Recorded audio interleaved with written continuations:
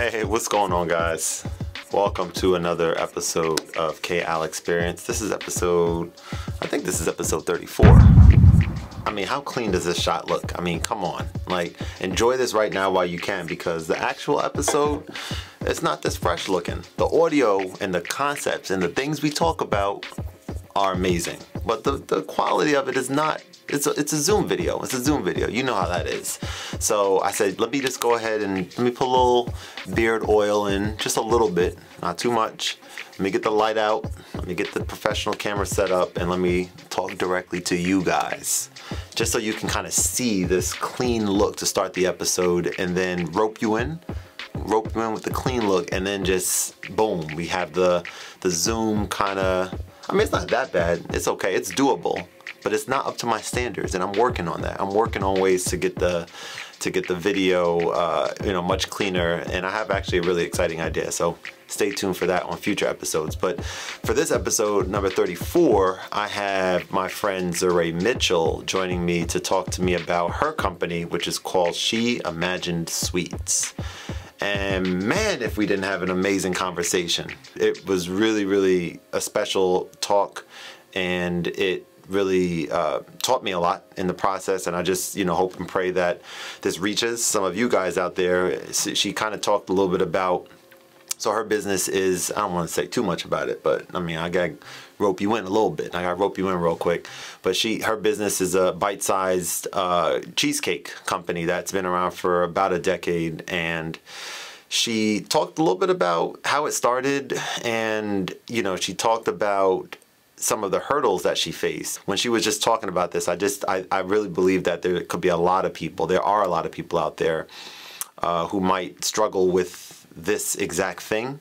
And just hearing her talk about it and how she kind of came to the other side, or how does the phrase go? She got to the other side, she figured it out. I don't know. But yes, she figured it out. And now, look at her now. She's doing incredible things, and it was a great talk. I thank Zeray for hopping on, and without further ado, here's the episode.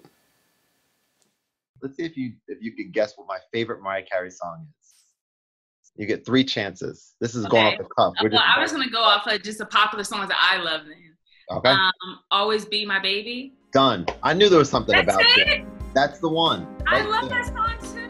Zeray, first of all, how are you doing today? I'm doing amazing. I'm excited to be here, to be on your show and to talk about my artistry. Awesome. Like I was mentioning earlier, like I've been seeing the stuff that you've been doing, and what's so exciting for me is now having a chance to talk to the individuals who are doing things that I know are powerful, impactful, inspiring, but now having a chance to learn from them myself, give them a platform to talk about what they're doing, to hopefully reach another audience, and then also teach my audience about these things that my guests are doing in all these different walks of life. And today we're going to talk about something that I know nothing about, aside from everything that goes up into the point that it's actually made and then it's devoured and enjoyed. I know about that part, but everything leading up to that, I'm excited to learn about a little bit today. Mm-hmm. So let's jump right in. So I mentioned She Imagined Sweets. I wanted to talk a little bit about what the company is about, when it was formed, and kind of what gave you the idea to kind of pursue what you're pursuing right now. Okay. She Imagined Sweets was started back in 2011. Okay. And it is just one of my forms of art, which is baking. So I call myself the cheesecake artist.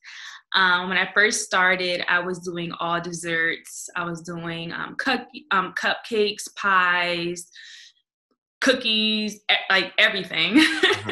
And over time, I wanted to be known for one dessert that I did well, that was like my signature specialty. And I chose cheesecakes because that is what everybody kept going back to. And everybody in the industry, well, it's a lot of people in the industry that do a little bit of everything, but I wanted to say, think what could make me stand out? What is my niche? What is my little perfect dessert that, go to this person for that?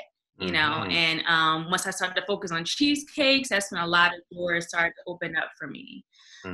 But like I said, that's just one part of my artistry. I do events. I love to coordinate. I love to plan. I love to decorate.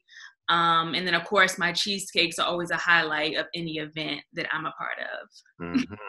Let me ask this question. Something just jumped out to me. So you had to make a decision, and that decision was, okay, you're good or great at all these different types of desserts and delicious treats, but you made the decision, a conscious decision, to say, I want to focus in on this one particular type. For me, I was just talking to a mentor of mine earlier today, actually, and I was talking to him about when I started my YouTube channel, and I was saying how it was very challenging figuring out. I knew there were so many different things that I wanted the channel to be about, and it was very challenging figuring out exactly whether I should just focus on one thing or just two things, or really, if I'm passionate about 3 or 4 or 5 different things, if I should really do them all. And a lot of people kind of shared that it's good to be passionate about a few different things. That's perfectly fine. But like from a business perspective, it's beneficial, I think, and you can clearly kind of speak to it, to have one specific thing that this is your signature. This is your signature, right? Yeah, exactly. So my focus is the cheesecakes, but since like you said, you can be passionate about more than one thing. I found a way to kind of tie it all together and still find ways to be creative in other aspects as well, with keeping cheesecakes as the center. Yeah, that's really cool. So I was doing a little research, as you know, my guest. I got to do some research. I need to know a little bit more about them than just what meets the eye. So I see that you have a psychology degree. Mm-hmm.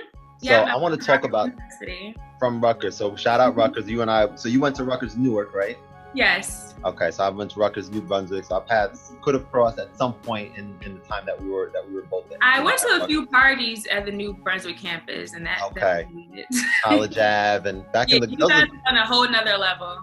Oh yeah. It was a different world out there for sure. But I wanted to talk a little bit about that degree. So having a psychology degree, that knowledge and that information you learned getting that degree, have you put that to use at all, like in terms of the business, in terms of knowing what people want and all these types of things? Of course. Yeah. Psychology plays a big part in food. Yeah. It definitely, food affects our emotions, and in psychology, it's all about learning about people and their behavior and relationships, So I found in college, I didn't really know what my major, like what it needed to be. Let me just start there. Yeah. But I knew I wanted to work with people. So that's why I chose psychology. And I started to work within the field, just working with people in the community, within nonprofits in Newark. But I've always been like a people person. I always like to just study relationships and study what makes them happy, what makes them sad. If this happens, nature and nurture. And food is such a part of our experiences in life, Yeah. I actually just shared how a part of our brain, basically, what is it? The hippocampus, it basically is connected to smell and our emotions, and how different foods can remind us of different experiences that we've been through. And it goes so deep that people don't even think about it, Yeah. But if you eat a piece of pie, it could remind you of 10 years ago or 20 years ago when you were a child and your mom used to make you pie, Just that one taste, it takes you back. And that's you might fascinating. feel good. Yeah. Yeah, so when you say that too, I'm thinking about like taste, and then for me and my walk of life, like being really, really into music and realizing that there's a similarity there in terms of if a song comes on that I haven't heard in 10 or 15 or 20 years, like I was having a conversation, more than almost anything else, aside from if there happened to have been someone recording at the time, which most of the time there is not someone recording, at least, back in like many years ago. But if there was a song is like the one thing that can bring you right back there. And it's pretty fascinating. I mean, I was playing like a video game the other day, and I forget which song it was, but somehow maybe I was on Instagram or something like that. And like this album that I haven't listened to since middle school or high school, I haven't like listened to it at all. And it just came to my mind. I was like, man, I need to listen to this like in its entirety tomorrow. And I did that. And I was like taken aback, just the same way that you're saying that with food. It's fascinating how that can like make you remember immediately, you know, where you were at that time. Yes. And you forgot what you think that you forgot about it. It's still there. It's still in your mind, but something has to trigger that thought. You know, it could be the food, it could be music, you know, a smell. So Culinary Institute, you studied there as well, right? So was this right after graduating from Rutgers? So I graduated from Rutgers, and then I went into the field of psychology, and I enjoyed it, but it wasn't. It didn't give me the freedom that I needed as an artist, so I knew I needed to like kind of find what I loved. Yeah. And I was going through a very tough time in my first job after college. So I was going through a breakup, and I was working at a job that I didn't enjoy as much as I should have. So I'm like, okay, I got my degree, I did everything I was supposed to do. Why am I not happy in this job? Right. But I realized over time that I wasn't kind of exercising the creative gifts that God gave me. I kind of let it sit back to work the 9 to 5. And you know, as we're growing up, some of us are, I guess society teaches us that you have to get that 9 to 5 job, and a lot of people don't choose the route of artistry because it's not guaranteed to make money from it. You know, so we go the safer route, and then we just do our artistry on our free time. But I knew I need to find like a balance, and that's when I went through a very strong and deep spiritual experience with God when I was seeking those answers. You know, God gave me those answers that I needed, and let me know I needed to do what I loved. And that's what life is about, doing what I love and using the gifts that He has given me. That's so powerful. That's an important reminder for all of us believers, to say like, if ever, which happens often, I'm sure, in all of our lives, but we're not certain or not sure about something or anything, something significant like you're talking about, it's he has the answers, right? You can pray about these things, you can ask for some guidance, you can ask for some help. It's okay to need help for those types of big decisions, you know? And it's important never to forget that. And I think we all do. I do, you know, we all do sometimes, but like hearing stories like this, it's helpful for me to remember, as well as other people, to just say that should be the first thing. Yeah. To let your art be free. You know, a lot of us, we die with our gifts, and you don't want to be someone that dies with gifts still inside of them that haven't even been born yet. My dad always tells me that, you know, like, do what you love and the money will find you. And he always told me to be rich in spirit and not rich in the world. And that's what kept me going too for so long. Just doing what I love brings me joy, you know? Yeah, it's such a huge thing. Like, once you make that transition, once you can say that, you know, waking up and pouring into your gift, whatever that gift may be, and being able to start seeing the potential in how, like you just mentioned, how whatever you're offering, whatever this either product or services that you're offering, there's always potential there. And once you start seeing that, it's a hugely transformative experience. Yes, it is. And when I went through that experience with God 10 years ago now, because it happened when I was 23 years old. When I first, because I always believed in God, but I never had a very strong spiritual experience. It was like, oh my God, God is real. Like, you know, God spoke to me. Like, I never had that type of experience before. And that made me just a true believer, and definitely just faithful to the vision that God showed me. Because 10 years ago, when God was telling me to do what I loved, I saw basically like flashes of my future. And now I could say that because I saw it back then. But I saw myself getting on the news. I saw myself on like TV shows doing things, and all those things have happened now. And I look back and I smile. I said, if I didn't believe the vision God gave me and trusted the fact that I could use my gifts and live a purposeful life, then I wouldn't have did it. You know, so it's really a story of, it's a love story, I call it. You know, it's really a love story for myself, for God, and just for my faith in myself and in my gifts, you know. That's incredible, Zuri. I appreciate you sharing that testimony. I definitely hope and pray that this, and I know it will, that it reaches people that need to hear it. That's what I always think about. I mean, I needed to hear that personally, and I know that there's people out there that can relate, that are looking for that how to take that first step, what to do in order to kind of help those gifts blossom. Exactly. It is a risk. And I was never, the type of person that really wanted to be front and center. Because when I was growing up, I used to stutter very, very bad. So I only would talk unless I was spoken to, because of course I had to respond. So I would try to put myself in situations and put myself in a career where I didn't have to do, too much talking when I was younger. So in my mind, I'm like, okay, if I am an artist, I went to school for art, for painting and drawing and all that. If I'm an artist or a model, I don't have to speak. So I was starting to create my life around an area where I didn't have to use my voice. After a while, I had to break those chains off my mind and say I had to get past this fear of mine of speaking and break through my stuttering so I could have a voice. And I would really pray to God to have a voice and to be able to speak without stuttering, to be able to read without stuttering. But it was a whole process for me. But I go around to schools, before, the pandemic happened.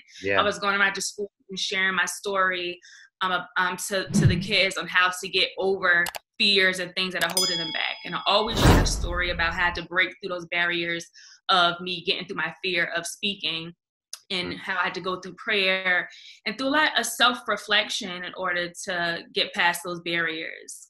And now I appreciate my voice so much because I see it as a gift. Some people, it's so easy for them to speak and have a conversation when they were younger, but it wasn't for me. So it's really, like I said, a story of definitely faith and self-love and growth and evolving and trusting the process of things.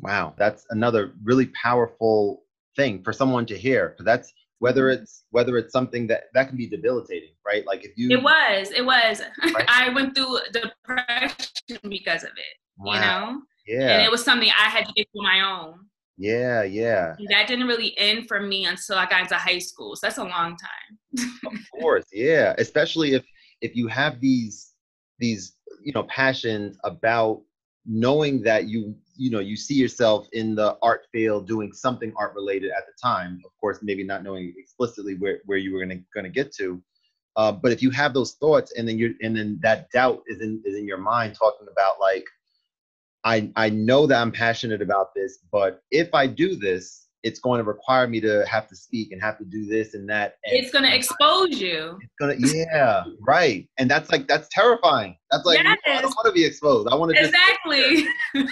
Right.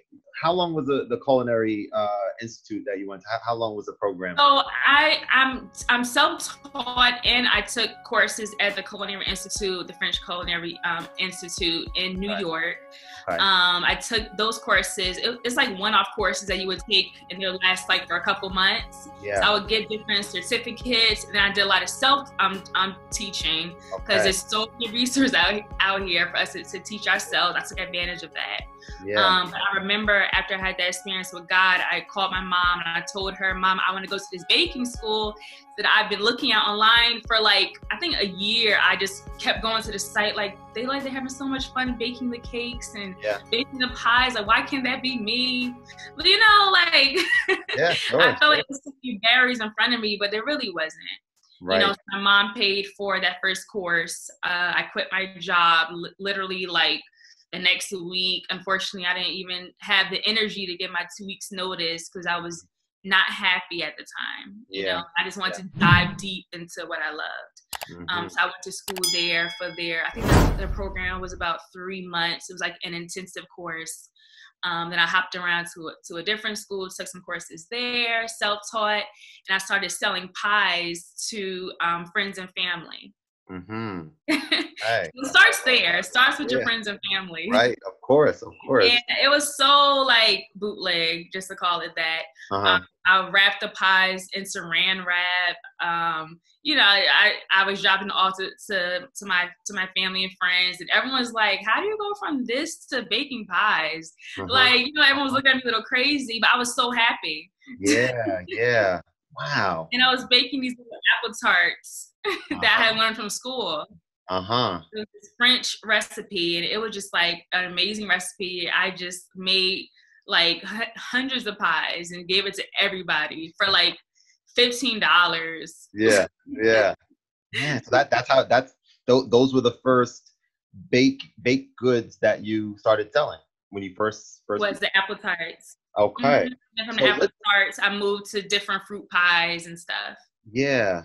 But when I was younger, I always did like boxed desserts and stuff. So I always was just like baking and trying to create stuff to watch people enjoy. I always had like a passion for watching people eat what I made. Wow. I'm very ceremonial. I'm like a little crazy. I'm so serious. Like if I make a cake, I don't want you to cut it till I'm there, and I don't want you to taste it till I'm there. Wow. Yeah. You want to know how much they like it, or if they don't like it, right? Which I'm sure, I mean, especially when you're first starting out, when you're experimenting and all that kind of stuff, right? Yeah. That's totally key, man. Yeah. I mean, even like to this day, when my mother or like my boyfriend tastes my cheesecakes, I always ask them, how is it? They're like, it's the same as it was last time. Amazing. But I still ask because I need to know, and I want to make sure it's just as good as the last time.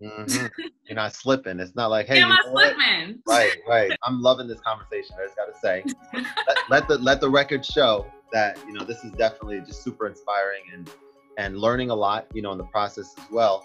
So when we talk about the transition into She Imagined Sweets, you started with the apple tarts, the French apple tarts that you were making. You were selling these, and you were seeing that people were loving them. How did that kind of like segue into thinking, oh, I need to brand this into something? Yeah. I think I actually branded it before I started making the apple tarts. Like right after I was done with that first course, I said, I'm gonna start a business. And She Imagined Sweets came about. I remember I was in a dining room with my mom, and I was looking up like different inspirations to figure out what my name was, because I was making business cards and I knew that I was going to do the apple tarts. She Imagined Sweets came up because I wanted it to be clear that it was a woman, so she, that was making these beautiful desserts. Imagine came up because I always had a very, very big imagination. I'm always creating. So Imagine, and then of course Sweets. So I just thought it just flowed very nicely. And I was like, the name is kind of long, but I love it, so I'm going to keep it. And now when people say She Imagined Sweets, I think people have a little bit of appreciation for it, because it is long, but it's so nice. I like the name of my company. It is fun. I look back and I think like, it's kind of long, but hopefully people would say it and spell it out. Yeah, I love the name, and I love how you explained it. And even before the explanation, you have to like the thought process of having she in there is incredible and awesome, and I love that. And the word imagine, even without knowing you and without knowing where that word came from in terms of, you know, your branding, we can kind of, the audience, you know, look outside looking in, can kind of think about this person being creative. Yeah, and it's a powerful word. It is. Like imagine, imagination is such a powerful word. Man, yeah, it is. If someone wants to, like me, for example, I mean, I like cheesecake. If someone wants to try some of your, you know, your offerings, how do we do that? So my website is sheimaginedsweets.com. I do pre-orders only. So people have to basically put in their order by Wednesday at 3:00 in order to have their order delivered on Saturday morning. Or they could choose to pick up. So how many different offerings do you have? I have 5 different flavors. I have banana pudding, I have cherry, I have strawberry, I have candy bar, and then cookies and cream. Man, sounds good. Yeah. I got to tell you something about cheesecake. So I guess historically, or used to not really enjoy cheesecake. When I think of cheesecake, I think of plain cheesecake with just, you know, some crust and just like cheesecake without like much flavoring and stuff. And Yeah. I don't like that too much, you know? Me either. That's why I created mine. You're like, the average cheesecake is like that, the way you just explained. there's something to this, like where we can really embellish on this a little bit, and we can imagine some new type of way to really appreciate this type. Imagine. I like the way you use the word. Exactly. See, I'm right there. No, that sounds really cool. So have you done any like events and stuff like that as well? You mentioned events earlier. Oh yeah, of course. Okay. So I do a dessert party once a year. The last three years, I've done dessert parties.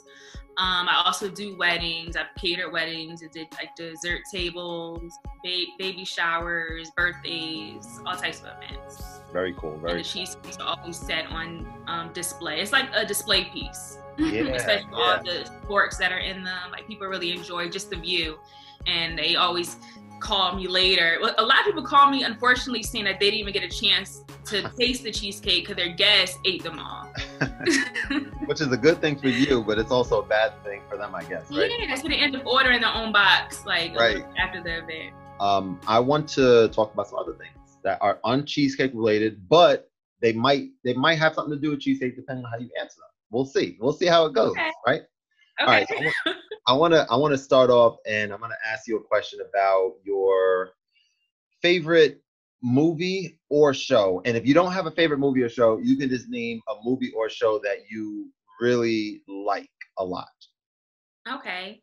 My favorite movie is definitely the Hunger Games series. Okay. Yeah, I am a big fan of the Hunger Games. Okay. Yeah. Specifically the first one. I just like the idea of a woman just basically uprising against society and breaking down barriers and just fighting her way through. Yeah. You know, it's definitely a deep movie that has a lot of different meanings. Okay. I haven't seen any of them yet. Are there 3? Oh my God. I was debating when you were answering that. I was like, do I tell her I haven't seen them, or do I just like? Yes, you have to see it. Oh my God. So wait, were the Hunger Games, do you know if they, I think they were, but do you know if they were based on a book?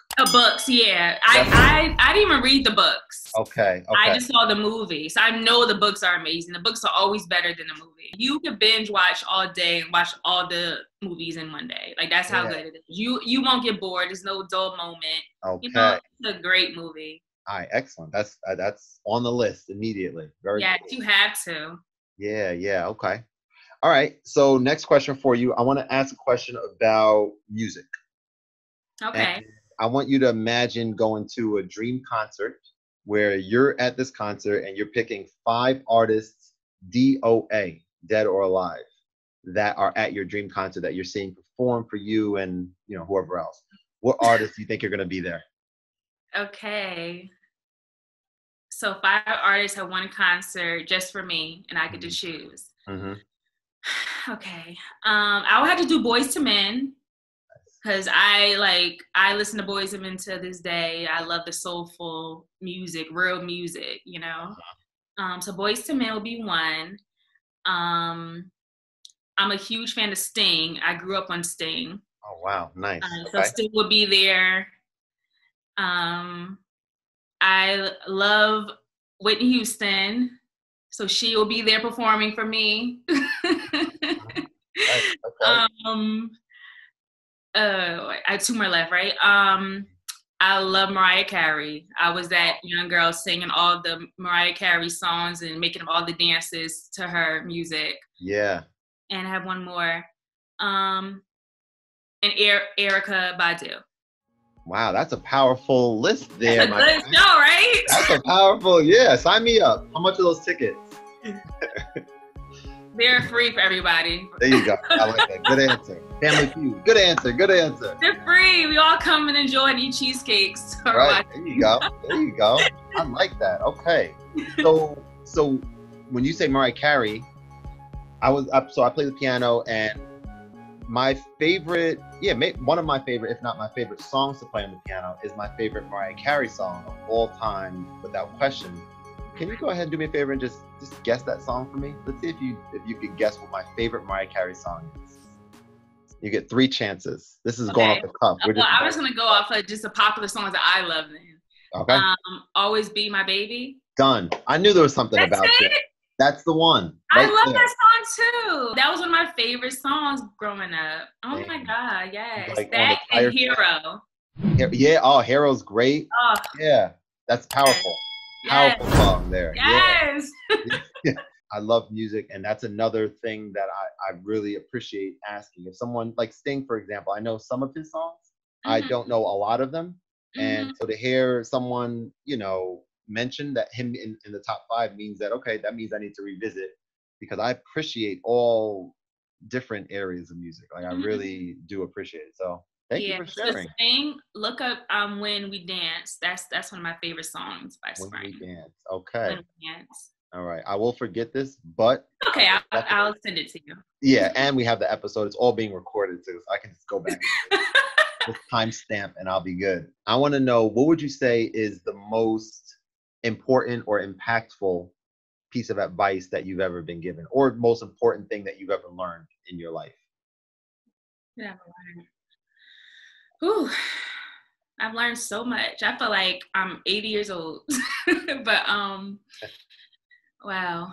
I'll say the most impactful thing is that I've learned is letting go of things that no longer serve you, and that no longer just need to be in your life.